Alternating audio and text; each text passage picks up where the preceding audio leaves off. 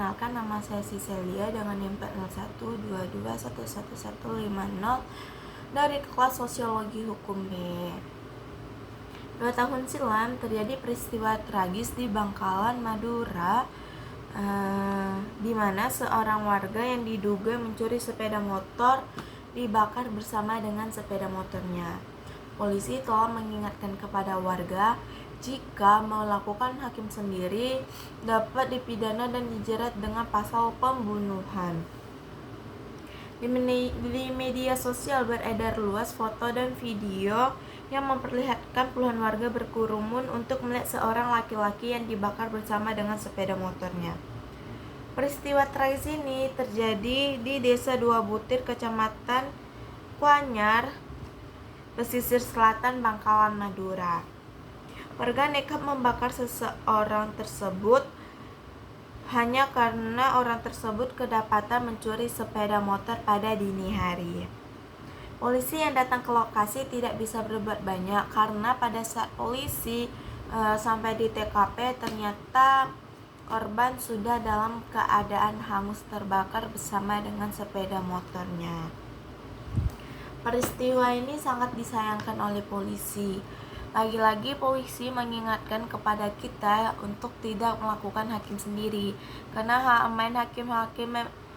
main hakim sendiri itu bisa dipidana dan dijerat dengan pasal pembunuhan.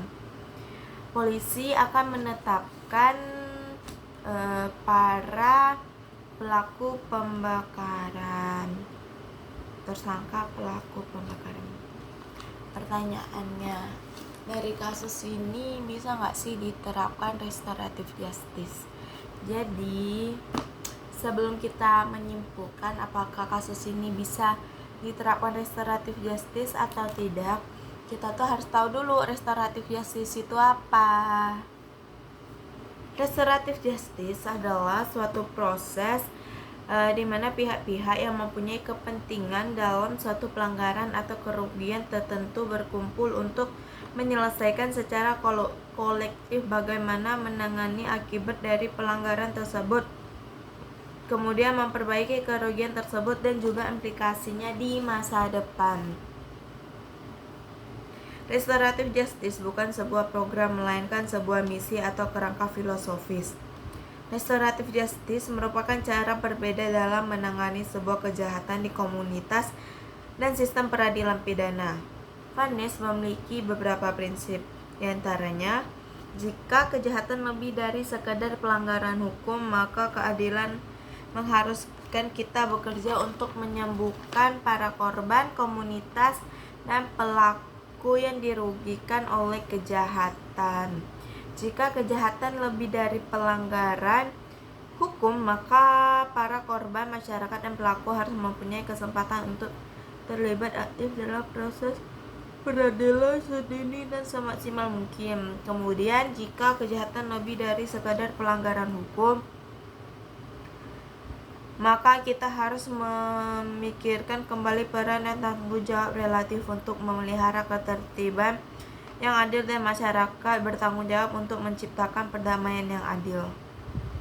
Terus cara apa ya yang bisa dilakukan untuk memperbaiki kerusakan tersebut?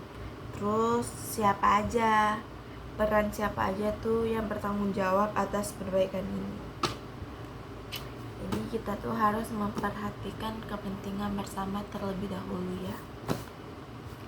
Kejahatan dari perbuatan yang merugikan seseorang atau masyarakat, bukan terhadap negara. Nilai-nilai dalam restoratif justice. Kemudian, kejahatan merugikan korban, masyarakat, dan pelaku. Kejahatan menimbulkan suatu kewajiban untuk melakukan sesuatu yang benar. Semua pihak harus menjadi bagian dari tanggapan dan pihak termasuk korban jika dia mau. Kemudian masyarakat dan juga pelanggaran. Terus perspektif korban sangat penting dalam menuturkan bagaimana memperbaiki kerugian yang ditimbulkan. Artinya pertanggungjawaban pelaku menerima tanggung jawab dan bertindak untuk memperbaiki kerusakan. Masyarakat harus memastikan bahwa Proses tersebut memberikan perlindungan yang setara kepada semua orang. Pelaku mengambil prioritas utama dan tanggung jawab untuk memperbaiki keadaan. Pemulihan menggantikan pemidanaan sebagai tujuan utama peradilan pidana. Restitusi adalah aturan, bukan pengecualian. Hasil diukur berdasarkan perbaikan yang dilakukan, bukan jumlah dan beratnya hukuman. Pengendalian kejahatan terutama dilakukan oleh masyarakat. Pelaku bertanggung jawab atas tindakan individu, masyarakat bertanggung jawab atas kondisi yang berkontribusi terhadap kejahatan. Korban dan pelaku adalah korban anggota penuh masyarakat dan partisipan dalam proses tersebut. Menurut Barry Start, kejahatan tidak boleh menjadi satu-satunya atau bahkan urusan utama negara.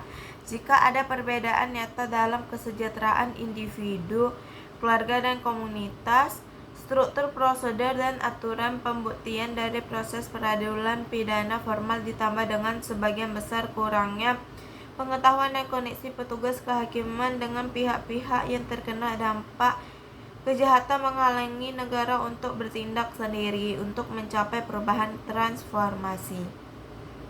Keadilan restoratif merupakan penyelesaian perkara tindak pidana secara bersama-sama dengan melibatkan korban, pelaku, keluarga korban atau pelaku dan pihak lain yang terkait untuk mencari penyelesaian yang adil dengan mengutamakan pemulihan pada keadaan semula dan bukan pembalasan.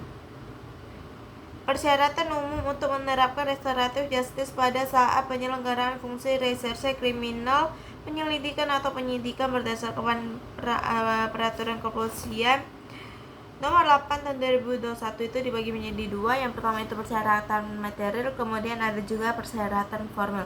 Kita mulai dari persyaratan material. 1. Tidak menimbulkan keresahan dan atau penolakan dari masyarakat. 2. Tidak berdampak konflik sosial. 3. Tidak berpotensi memecah belah bangsa. 4. Tidak bersifat radikalisme dan separatisme. Dan 5. Bukan pelaku pengulangan tindak pidana berdasarkan putusan pengadilan. Kemudian persyaratan formal. 1. Perdamaian untuk kedua belah pihak kecuali untuk tindak pidana narkoba. 2. Pemenuhan hak-hak korban dan tanggung jawab pelaku kecuali tindak pidana narkoba.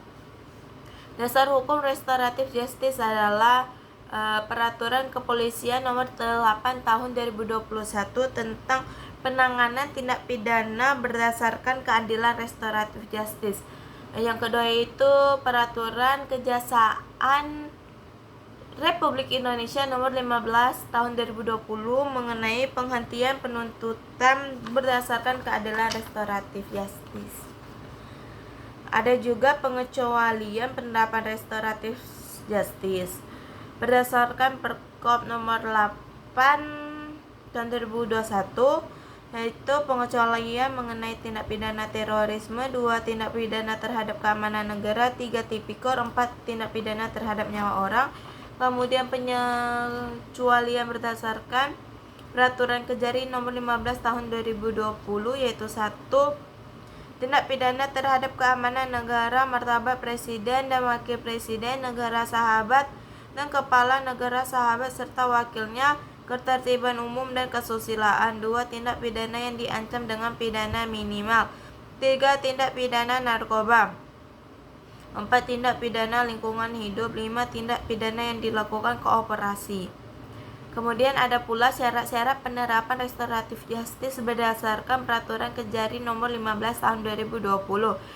Tersangka baru pertama kali melakukan tindak pidana.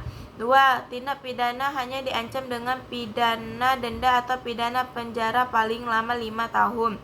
Tindak pidana dilakukan dengan nilai barang bukti atau nilai kerugian yang ditimbulkan dari akibat tersebut tidak lebih dari Rp2.500.000. 4. Telah ada pemulihan kembali pada keadaan semula yang dilakukan oleh tersangka dengan cara-cara tertentu. 5. Telah ada kesepakatan perdamaian antara korban dan tersangka. Dan 6. Masyarakat merespon positif.